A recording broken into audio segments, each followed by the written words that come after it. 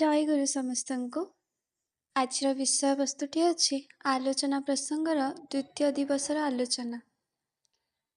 ପହିଲା ଆଷାଢ଼, ଶୁକ୍ରବାର, 1346, ଇଂରାଜୀ ମାସ 16/6/39। ଶ୍ରୀ ଶ୍ରୀ ଠାକୁର ବନ୍ଧ କଡ଼ରେ ପାଣିକଲ ପାଖରେ ଚାଲ ଘରେ ଖଟ ଉପରେ ତକିଆରେ ଭରା ଦେଇ ଶୋଇଛନ୍ତି। ଚତୁର୍ଭୁଜ ଉପାଧ୍ୟାୟ ଭାଇ ଆସି ପ୍ରଣାମ କଲେ। ଶ୍ରୀ ଶ୍ରୀ ଠାକୁର ସ୍ନେହ କୋମଳ କଣ୍ଠରେ କହିଲେ, ଚତୁର୍ଭୁଜ, ଏଥର ଲାଗି ପଡ଼ ଜୋରରେ। ପରେ ପରେ ପୁଣି ପଚାରିଲେ, ତୁମର କେହି ଭାଇ ନା କ'ଣ ଶିଲଂରେ ଥାଏ ପରା? ଶୁଣିଛି ସେ ବଙ୍ଗଳା ଜାଣେ। ତାକୁ ଯଦି ଆଣିପାର, କେତେକ ଗୋପାଳଙ୍କୁ ନେଇ ଆସ। ସ୍ମିତି ଅର୍ଥାତ୍ କମାର କାମ ଜାଣିଥିବା କେତେକ ଲୋକ ଯଦି ଆଣିପାର, ତାହେଲେ ୱାର୍କସପ୍ ଅର୍ଥାତ୍ କାରଖାନାଟା ଜୋରରେ ଚାଲୁ କରାଯାଇପାରିବ। ଲେଦ୍ କାମ, ଢଲାଇ କାମ, ଝଲାଇ କାମ, ଇଲେକ୍ଟ୍ରୋପ୍ଲେଟିଂ ଜାଣିଥିବା ଲୋକ ମିଳିଲେ ୱାର୍କସପ୍ ଅର୍ଥାତ୍ କାରଖାନାରୁ ହିଁ ସେମାନଙ୍କର ଖର୍ଚ୍ଚ ବେଶ୍ ଉଠିଯିବ। ମିଲିଟାରୀ ମେନ୍ ଅର୍ଥାତ୍ ସାମରିକ ବିଭାଗର ଲୋକ ଯଦି ଆଣିପାରନ୍ତ ଖୁବ୍ ଭଲ ହୁଅନ୍ତା। ସେମାନେ ମିଲିଟାରୀ ଟ୍ରେନିଂ ମାନେ ସାମରିକ ଶିକ୍ଷା ଦିଅନ୍ତେ। ତୁମମାନଙ୍କର ଗୋଟାଏ ରିଲିଜିୟସ୍ ଫର୍ଟ ଅର୍ଥାତ୍ ଧର୍ମୀୟ ଦୁର୍ଗ ପରି ହୁଅନ୍ତା। ତୁମେମାନେ ଅସମୟରେ କେତେ ଲୋକଙ୍କୁ ଆଶ୍ରୟ ଦେଇପାରନ୍ତ। ଦ୍ୱିପହରେ ପାଲମିଷ୍ଟ୍ରି ମାନେ ହସ୍ତରେଖା, ଆଷ୍ଟ୍ରୋଲୋଜି ମାନେ ଜ୍ୟୋତିଷ ଓ ସ୍ପିରିଚୁଆଲିଜମ୍ ଅର୍ଥାତ୍ ଆଧ୍ୟାତ୍ମିକ ତତ୍ତ୍ୱ ପ୍ରସଙ୍ଗ ଆଲୋଚନା ହେଉଥିଲା।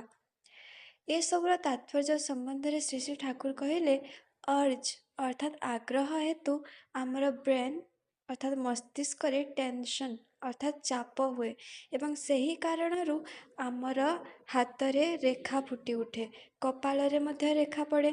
ଆମେ ହିଁ ଭବିଷ୍ୟତ ସୃଷ୍ଟି କରୁ। ଆମେ ହୁଏତ ବୁଝିପାରୁନାହିଁ ଆମେ କ'ଣ ତିଆରି କରୁଛୁ, କିନ୍ତୁ ହାତ ଦେଖିଲେ ତାର ପରିଚୟ ମିଳେ। ଜନ୍ମଲଗ୍ନ ଦେଖି ଜଣକର ସାରା ଜୀବନର କଥା ପ୍ରେଡିକ୍ଟ ଅର୍ଥାତ୍ ଭବିଷ୍ୟତବାଣୀ କରାଯାଇପାରେ। ତାର କାରଣ ହେଲା କେଉଁ କେଉଁ ବୃତ୍ତି ତାକୁ ରୁଲ୍ ଅର୍ଥାତ୍ ନିୟନ୍ତ୍ରଣ କରୁଛି।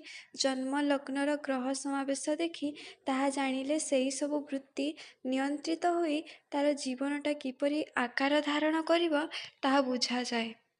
ଗୋଟିଏ ଗାଡ଼ିର ଚକାର ପରିଧି ଯଦି ଜଣାଯାଏ, ତାହେଲେ କେତେ ଥର ଘୂରି କେତେ ଦୂର ଯିବ କହିଦେଇ ହୁଏ। ଯେଉଁମାନେ ବୃତ୍ତିର ଅଧୀଶ, ସେମାନଙ୍କ ସମ୍ବନ୍ଧରେ କିନ୍ତୁ ଠିକ୍ କୁହାଯାଇ ପାରିବ ନାହିଁ। ସେମାନେ କୌଣସି ଏକ ଅବସ୍ଥାରେ ପଡ଼ି କିପରି ରିଆକ୍ଟ ଅର୍ଥାତ୍ ପ୍ରତିକ୍ରିୟା କରିବେ, ତାହା ସେମାନଙ୍କର ନିଜ ଉପରେ ନିର୍ଭର କରେ। ମୋ ସମ୍ବନ୍ଧରେ ଭୃଗୁ ଲେଖିଛନ୍ତି ଯେ କେତେ କ'ଣ ହୋଇପାରେ ତାହା କହିହେବ ନାହିଁ।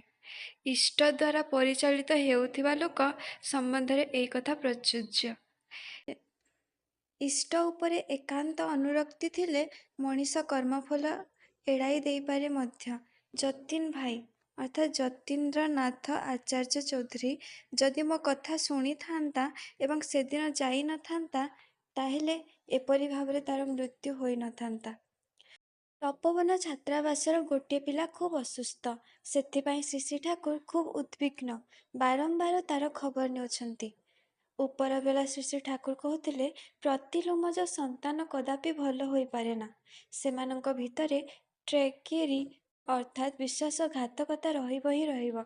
ଉଚ୍ଚ ବର୍ଣ୍ଣର ଝିଅ ନିମ୍ନ ବର୍ଣ୍ଣର ପୁଅ ସଙ୍ଗେ ବିବାହ କଲେ ହଜବେଣ୍ଡ ଅର୍ଥାତ୍ ସ୍ୱାମୀ ପ୍ରତି ରିଗାର୍ଡ ବା ଶ୍ରଦ୍ଧା କଦାପି ରହେ ନାହିଁ। ବହୁ ଗଣ୍ଡଗୋଳ ସୃଷ୍ଟି ହୁଏ। ଏପରିକି ଶୁଣାଯାଏ ଯେ ସ୍ୱାମୀ ପ୍ରତି ବିରକ୍ତି ବଶତଃ ସନ୍ତାନକୁ ମା କୁତ୍ତା କା ବଚ୍ଚା ପର୍ଯ୍ୟନ୍ତ କହିଥାଏ।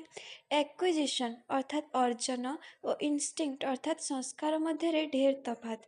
ନ୍ୟୁଟନ ଥିଲେ ମ୍ୟାଥମେଟିସିଆନ୍ ବାଇ ଇନଷ୍ଟିଙ୍କ୍ଟ ସଂସ୍କାର ସିଦ୍ଧ ଗଣିତଜ୍ଞ।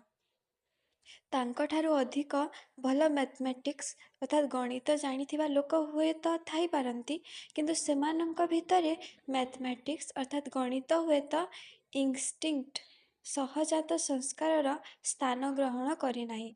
ଇନଷ୍ଟିଙ୍କ୍ଟ ଅର୍ଥାତ୍ ସହଜାତ ସଂସ୍କାର କିପରି ଯେପରି ହାର୍ଟବିଟ୍ କରେ, ହୃତ୍ପିଣ୍ଡ ସ୍ପନ୍ଦିତ ହୁଏ, କାନ ଶୁଣେ, ନାକ ନିଶ୍ୱାସ ନିଏ, ପାଦ ଚାଲେ। ଗୋଟାଏ ଉଚ୍ଚ ବଂଶର ପିଲା ହୁଏତ ଅନୁଶୀଳନ ଅଭାବରୁ ଗୋଟାଏ ବନବୃକ୍ଷ ହୋଇପାରେ। କିନ୍ତୁ ତା ଭିତରେ ଇନଷ୍ଟିଙ୍କ୍ଟ ସହଜାତ ସଂସ୍କାର ସବୁ ଠିକ୍ ଥାଏ। ଯେଉଁଠାରେ ଇନଷ୍ଟିଙ୍କ୍ଟ ସହଜାତ ସଂସ୍କାରର ଗଣ୍ଡଗୋଳ ହୋଇଛି ସେଠାରେ ବୁଝିବାକୁ ହେବ ଯେ ବଂଶରେ ପ୍ରତିଲୋମ ସଂସ୍ରବ ପ୍ରବେଶ କରିଛି ବା ବିବାହ ବିଧିର ଅପଲାପ ହୋଇଛି। କରପସନ୍ ମାନେ ଭ୍ରଷ୍ଟାଚାର ଯୋଗୁଁ ଅନେକ ସମୟରେ ଭଦ୍ର ଘରେ ମଧ୍ୟ ପ୍ରତିଲୋମ ସନ୍ତାନ ଜନ୍ମ ହୋଇଥାଏ। ଏପରି ମଧ୍ୟ ଅସମ୍ଭବ ନୁହେଁ ଯେ ବ୍ରାହ୍ମଣୀ ଗର୍ଭରେ ଶୂଦ୍ରର ଔରସ ଜାତ ସନ୍ତାନ ବ୍ରାହ୍ମଣ ସନ୍ତାନ ରୂପେ ସମାଜରେ ପରିଚିତ ହେଉଛି। ପୁଣି କହିଲେ, ମଣିଷ ଗୋଟାଏ ଶୁଣିବାକୁ ଯାଇ ଆଉ ଗୋଟାଏ ଶୁଣି ବସେ। ଅନେକ ସମୟରେ ଏହାର କାରଣ ହେଲା କମ୍ପ୍ଲେକ୍ସ ବା ବୃତ୍ତି। ଏସବୁରୁ ତାର ଚରିତ୍ର ବୁଝାଯାଏ। ମଣିଷ ଯେ କ'ଣ ଓ କିପରି ତାହା ସେ ନିଜେ ହିଁ କହିଦେଇଥାଏ ଏବଂ ତାର ଏହି କମ୍ପ୍ଲେକ୍ସ ବୃତ୍ତିକୁ ଅନୁଶୀଳନ କରି କୌଣସି ସିଦ୍ଧାନ୍ତରେ ପହଞ୍ଚି ଅନ୍ୟ କେହି ଯଦି କିଛି କହିଦିଏ ତାକୁ ସେ ଅନ୍ତର୍ଯ୍ୟାମୀ ବୋଲି ମନେ କରେ। କିନ୍ତୁ ପ୍ରକୃତ କଥା ତାହା ନୁହଁ, କାରଣ ସମ୍ବନ୍ଧରୁ ହିଁ ସବୁ ଜିନିଷ ବାହାର କରାଯାଏ। ସେ ଭଲ କଥା ଶୁଣି ମଧ୍ୟ ଅନ୍ୟ ପ୍ରକାରଟା ନ ଶୁଣି ଠିକ୍ ଏଇ ରକମ ଶୁଣିଲା କାହିଁକି? ଏହା ଥିଲା ଦ୍ୱିତୀୟ ଦିନର ଆଲୋଚନା। ନେକ୍ସଟ ଭିଡ଼ିଓରେ ଆମେ ପଢ଼ିବା ତୃତୀୟ ଦିବସର ଆଲୋଚନା। ଜୟ ଗୁରୁ।